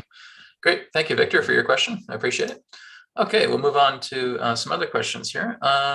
Janice asks, Jared, are there any other outlets making these sort of chambers or beds or med beds besides you and the SSP med beds? Is there anybody else out there that you're aware of that's making something like what you're making? No. There's no one out there making celestial chambers. If you hear that, use caution and discretion. Discernment. Yeah, exactly. So it's like when I had my conversation with Jared, I was telling another friend of ours, I said, Jared is the only one on this planet who could make something like this, right? And there's nothing else like that out there. This is what I was talking to you guys, because I've done this in the past couple of weeks with my webcasts and saying I'm bringing Jared on and he's the only guy who can develop something like this and his team. And I said, if you guys really want something that, we've dreamed about the med beds, but now we're looking at something like the celestial chambers, which is even better. If we want something like this, Jared is the man who can do it. And he's the only guy on this planet who can do it. So this is why I really encourage you guys to get behind him. And some of you on the chat are saying, well, I don't have the money, then don't worry about it. Then start sharing this with people. Start sharing this interview, start sharing the other interviews that Jared has done, and just start telling people, say, hey, this is it up. Maybe I don't have the money right now. Maybe I'll save up $60, right? Which is, again, pretty much the same as 2 fancy dinners, right? So if you can give up your 2 fancy dinners, have your $60 US. And like I said, if you cannot afford it, please just share this information with people. If we can get 1 million donors, $60 each, you guys will have celestial chambers. Don't you think that's worth it? Right? So make sure we're all just doing our part and share this. If by chance you don't have the money, just share this and let people know that this exists. All right. Let's go to Howie here. Did Jared's family background in the military play any role in his advanced knowledge? Well, in a way, indirectly. My father was a military non-com, so it means he never wanted to be an officer. And he was in the Korean War, World War II, Vietnam War. So he was a war veteran, and he worked in areas of missile installations. his cover was a boiler room. And they always have covers. He interacted with a lot of the military personnel at the time in Project Blue Book. And through the years, as our fathers were taken out, some of them were taken out and others just naturally left the body. My father was taken out, and at the age of 53, when he was getting ready to retire, they send him to a certain air base, and then they wait, and then they leave, and they become civilians. But he was heart attacked massively, coronary thrombosis. So they just didn't want him to. They didn't want him to go out in civilian life, and they didn't want him to discuss with anybody. So through the years, we interacted as kids, as service brats, with each other, and so we picked up certain things. Some of the kids had dads that were colonels, some had generals. Most of us have expired in these bodies; they've been taken out. But I did get an education. I did get an understanding. I was pretty much aware at the age of 3 of many things. I knew what universe I came from when I was 3, and I just had a ball in the physical human form. It was just absolutely amazing. It still is. It's no different than when I was 3. To be in these bodies, it's absolutely magnificent. So you were also a personal trainer as well, too, right? Yes, I was a personal trainer, anatomy, physical form, weight loss, learning how to heal the body by yourself without having to have a stranger do it in the allopathic industry. And I've done a lot of things in the area of herbology, formula mixture, guinea pig in the body. Like most people, you use the body, your body to see what the effects are of some of the formulas that have been presented to you. And so then you can share them with other people, because we're out here to keep everybody in the body until we have the celestial chamber. And then once we have a celestial chamber, we can start saving the lives and end this pain and suffering on this planet, which affects us all immensely so. Yes. So this is my life has been, I've been homeless. We were raising funds for the chamber, and it was all stolen. It was stolen by a European bank, and this was about 15 years ago. So I was forced out. I was homeless. I was attacked by the different agencies, and I won't go into which ones, but. The fact of the matter is that this planet is a very unique planet, and it's not an average general planet.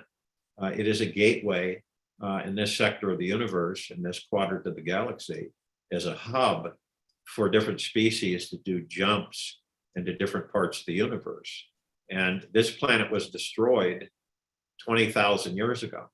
And a lot of people don't know that because of the dimensional shifts. And then it was reconstructed, and they don't care to have it destroyed again. So you mean the entire planet was destroyed? Yep. And so this planet has been used, and this is the knowledge that you can scan Earth, and you can actually, there are technologies, you can scan Earth and you can pick up its entire history since its birth.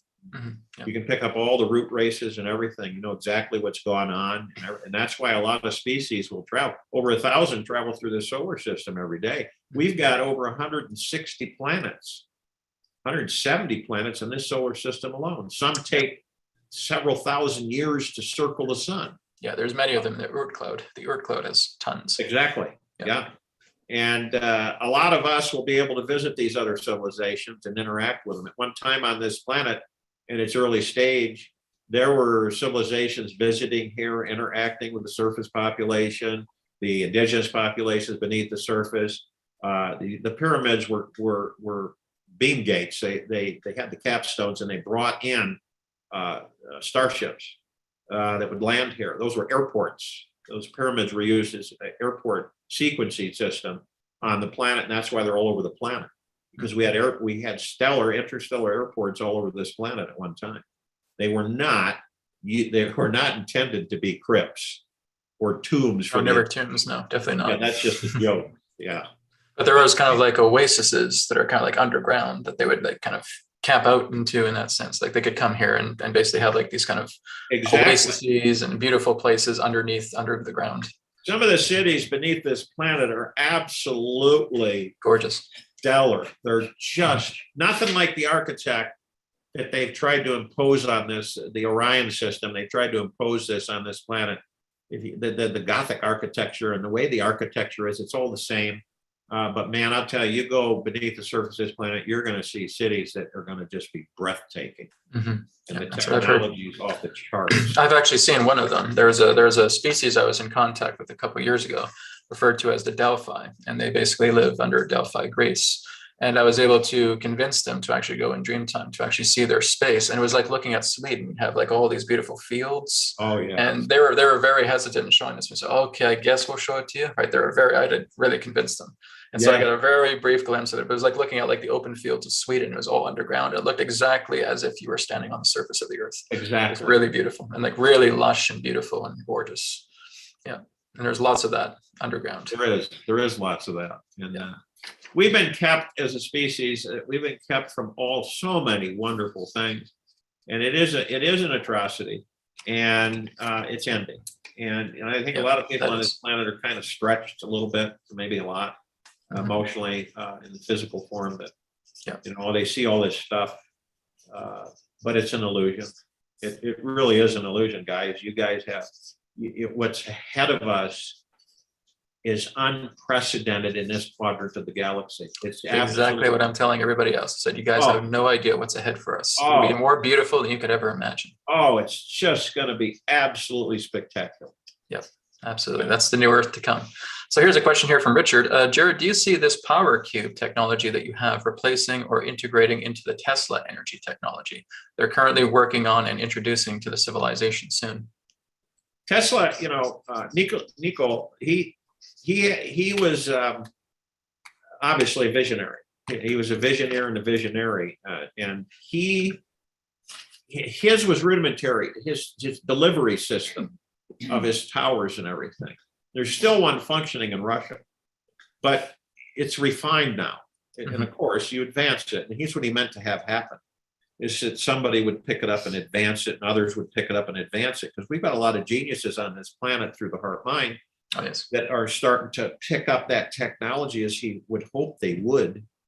And the universal numbers of 369, where you're looking at a much more refined delivery system for his energy towers. And the delivery system will be lightweight technology. And some of the groups on the planet are still, they're working with the Tesla inventions in the energy delivery system. But if you take if you take the cube, the power, the device we use, the technology that we use, and you could take one of those, disconnect all the power distribution in New York City, disconnect all their power distribution systems, and you were to install a cube in the central distribution power center in New York City. It would power that city without any outages or interruptions and storms or anything for an eternity. It would never exhaust. So people wouldn't have power outages. They wouldn't have to be left with, stranded without power, and which is really tough because a lot of us experience that. So neighborhoods, individual dwellings will be self-powered, and it'll all be done through lightweight technology. And your house of the future, you're going to walk inside and it's an ambient, it's an organic, it understands your body, your biological form. And so it adjusts everything. It's not an AI, by the way, it's not an AI. It will adjust. It will be in a symbiont relationship with the surrounding area. It won't pollute. It won't extract natural resources. It won't need to. It will literally generate everything for you. It will have replicator technology embedded in its existence. So things, you'll think things and they'll appear. And this is another training wheel. It will teach us that we can do all of this as we get to a certain stage of development. So, you're looking at totally different. It's nothing. Okay, you guys really could look at right now this world that we're leaving. You understand that everything that you know now will not be in the new earth. It's That's not right. going to even be even a smidgen connected. Yes. Really, seriously. Not a single stone will be left unturned. Everything's going to change. Exactly. Yeah. And it won't be traumatic, and it won't be volatile, and it will be just a really smooth transition for the civilization. Unless those that are ego mind bended so much that they'll fight it every inch of the way. Well, that's the whole idea. It's people who are volatile, who are basically so connected and attached to the system. It'll be difficult for them because they're not willing to let it go. Exactly. For everybody else who's ready to transcend it, it'll be quite simple. Absolutely. Yep. Here's one from YouTube here. Jared, are you being protected by off-worlders right now? I'll say that I am protected. Great. Excellent.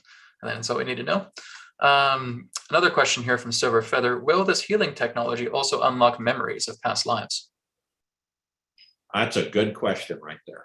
Mm. It's the first question that I've been asked that one. Good. And Good the, work, answer, Silver Feather. the answer to that is that yes. You will be able to have all of us have all of our past lives stored. So in the soul, it's transferred so that the vessel you enter, and the information is through the blood. That's where all the information is in your blood.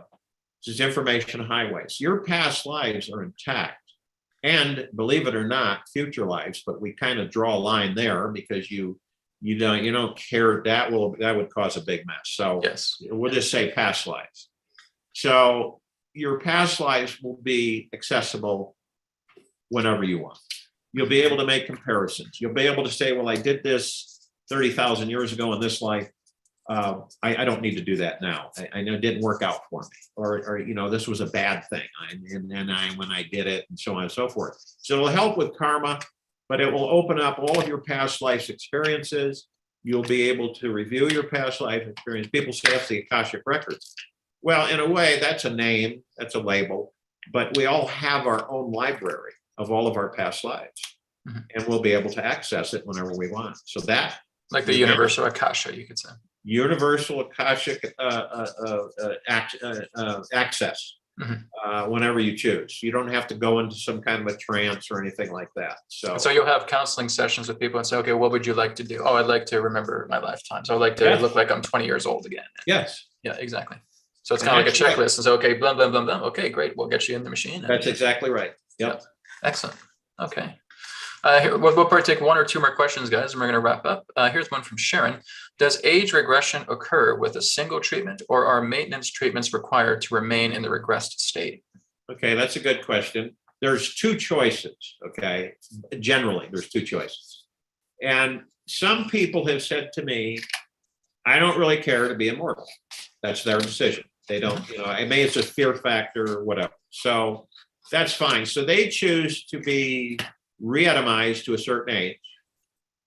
And then they can access as they age. They'll age slower, but they'll still age, and they can go in the chamber and re-atomize themselves that way. Other people have said, I want to be immortal, and I don't care to have to go into the chamber every so often.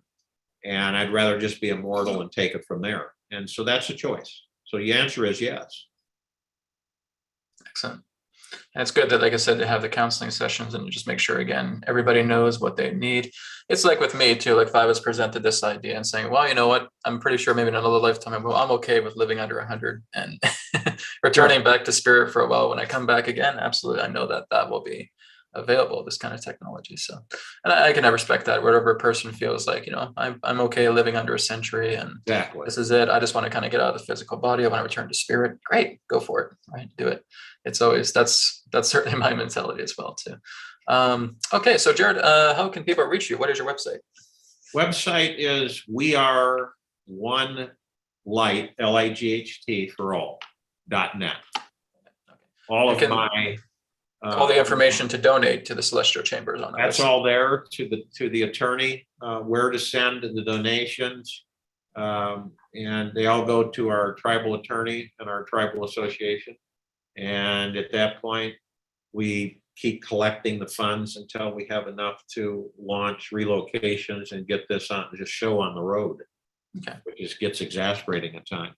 Is there a notification that someone gets to say if they sent you a check to your attorney, are they able to say, okay, we got your check? Or It goes to my assistant. Mhm. She processes all of them. And Okay. they get up high enough, when they get up high enough, we send them to the attorney, then they're deposited in the IOLTA trust account. Okay. And so one thing, Brad, I wanted to let you know, the Zoom capacity was reached before it started. Mhm. Mainly email, so people were emailing my assistant, they couldn't get on. Yeah, we only have a 100-person capacity here on the Zoom. So. And so, But it's on YouTube right now, so you can watch it on YouTube. you're recording this, so people will be Yeah. able to watch it at a later date. Yeah, it's on YouTube live right now. It's on my channel. So you can Yeah. just go to youtube.com/B, Brad Johnson 79.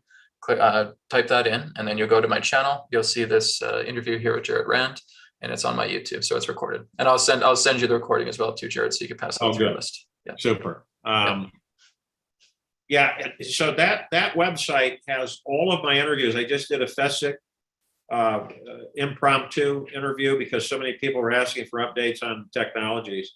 And you can access that on the website, all of my older FESICs, all of my interviews I've done. If you guys want to, review, as Brad said, which is deeply appreciated for Brad, have me on here and helping with this. Yeah, we'll definitely have you on again as well too. We've got so much more stuff to talk about. Oh yeah, sure. we do. So this is the best access point is weareoneliferoll.net. I do calls. Great. All my calls are on there. All the calls I do during the week, all the meditations, everything is on there, so they can access it. Excellent. Yeah. So you're doing was it weekly meditations or daily? We do daily meditations, global guided meditations. We've been doing them for almost 4 years. Great. We have millions of people all over the world and off world that participate in those. They come together as one for helping and assisting in the liberation of the planet. Okay, great. Tell them about the $60 plan. Yeah, they now hear it. They're now here. We've tried everything. Let me tell you, there's there's people all over the world, but there's certain reasons. Who knows? But we feel that the clouds are breaking apart, and we're having much more. I just have a good feeling that we're going to eventually, we'll finally be able to have this access this funding, so that we can get this going, because it's really frustrating. Yeah, and that's like when I get the questions about the med beds all the time. I said, guys, just go check out Jared's website.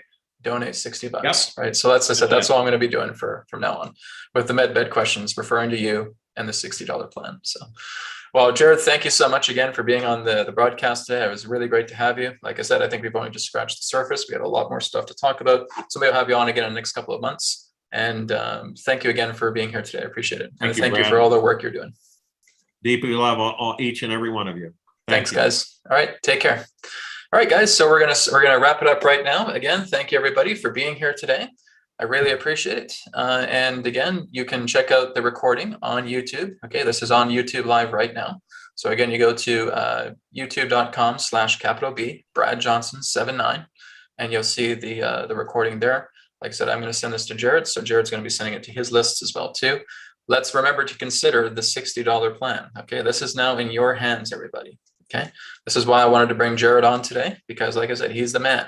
He's the man that's going to be creating this incredible thing.